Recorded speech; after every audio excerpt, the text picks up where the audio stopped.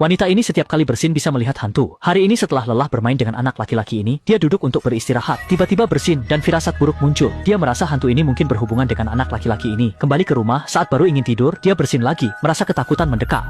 Tidak ada pilihan lain, dia terpaksa memanggil rekannya Jin untuk datang. Keduanya melihat ke kiri dan ke kanan, sepertinya tidak menemukan apa-apa. Tiba-tiba Jin menoleh dan hantu wanita berambut panjang di depan mereka membuat mereka berdua langsung berteriak. Penampilan yang menakutkan ini memang agak menakutkan, tetapi sepertinya dia tidak berniat menyakiti mereka. Berbicara dalam bahasa daerah, Xiaoyun tidak mengerti. Tidak dapat berkomunikasi dengan orang, hantu wanita itu hanya bisa pergi dengan marah. Keesokan harinya, saat Jian dan Xiaoyun berjalan-jalan di taman, mereka menemukan seekor anjing liar. Xiaoyun adalah pecinta anjing dan ingin membawanya pulang, tetapi Jian takut anjing, jadi dia menyarankan Xiaoyun untuk tidak membawanya pulang. Namun Xiaoyun menemukan anjing itu sangat patuh, jadi dia tetap bersikeras membawanya pulang.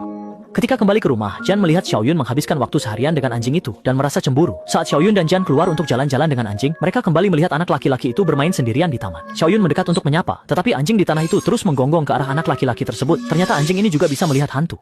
Hanya melihat hantu wanita itu membawa pergi anak laki-laki tersebut, Xiaoyun juga melihat anak laki-laki itu seperti ditarik oleh seseorang. Dia segera memanggil Jian untuk datang. Keduanya mengikuti sampai ke pintu lift. Tiba-tiba menemukan bahwa hantu wanita itu yang membawa anak laki-laki tersebut pergi. Khawatir anak laki-laki itu dalam bahaya, mereka berdua mengejarnya. Setelah naik melalui petunjuk anjing, mereka berdua pergi mengetuk pintu.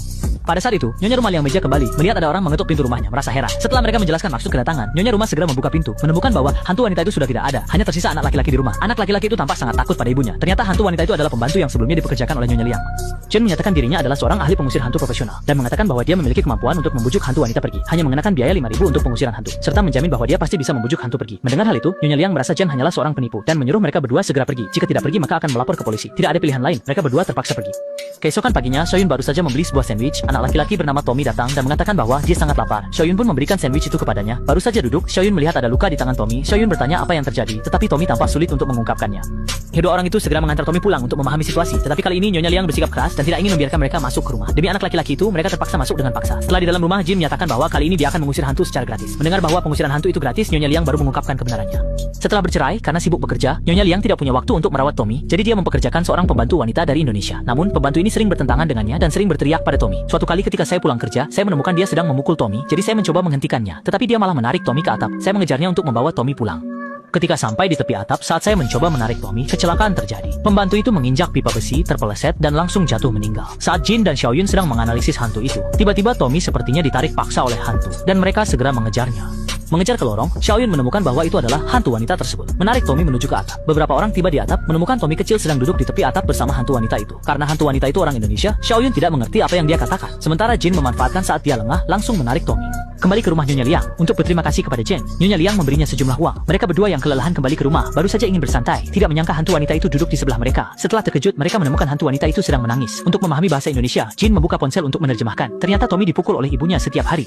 Setelah mengetahui kebenarannya, kedua orang itu segera berlari ke rumah Tommy dan menyatakan akan membawa Tommy ke panti asuhan agar tidak terus-menerus dianiaya olehmu. Setelah kebohongannya terbongkar, Nyonya Liang terpaksa mengakui kepada Jin dan yang lainnya bahwa dia telah menganiaya Tommy dan memfitnah pembantunya.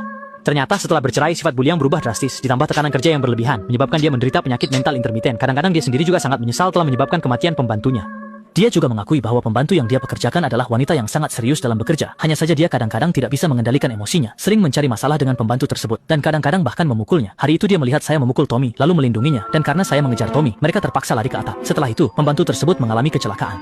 Namun meskipun setiap bulan mengirim uang ke rumah keluarga pembantu, dia tetap tidak bisa menebus kesalahannya. Melihat dia bisa menyesali perbuatannya, Jenny dan Xiaoyun memutuskan untuk menyarankan dia pergi ke rumah sakit jiwa untuk perawatan. Namun ketika emosinya memuncak dan dia berpikir bahwa arwah pembantu datang untuk membalas dendam, penyakit jiwanya kambuh lagi. Dia pergi ke dapur, mengambil pisau, dan menyatakan bahwa dia akan bertarung mati-matian dengan hantu wanita itu. Ketika kehilangan kendali, dia menyalahkan Jian dan Xiaoyun, bahkan ingin membunuh mereka. Saat dia mengangkat pisau dan hendak menusuk Xiaoyun, dia menyadari tangannya ditahan oleh seseorang. Ternyata itu adalah arwah pembantu yang sedang melawannya. Jian melihat situasi tersebut, maju ke depan dan menjatuhkan pisau, serta menasihatinya untuk mengendalikan diri. Setelah tenang, Nyonya Liang tampak seperti orang yang berbeda, bahkan hantu wanita di sampingnya agak takut dengan penyakit mental ini. Setelah 1 bulan perawatan, kondisi Nyonya Liang juga terkendali dan Tommy kecil tidak lagi begitu takut pada ibunya. Melihat Xiaoyun dan Jenny datang, dia sangat senang. Dia merasa bisa hidup dengan santai seperti sekarang, tetap harus berterima kasih atas bantuan kalian. Dan menyatakan dirinya sangat merasa bersalah terhadap pembantu yang telah meninggal. Saat mereka sedang berbicara, Xiaoyun melihat pembantu itu sedang memandang mereka dari kejauhan. Sambil tersenyum, Xiaoyun membawa Nyonya Liang ke hadapan hantu wanita itu. Nyonya Liang sangat berterima kasih atas pengertiannya. Hantu wanita itu juga tersenyum memaafkannya dan melambaikan tangan memberi isyarat bahwa dirinya bisa pergi dengan tenang.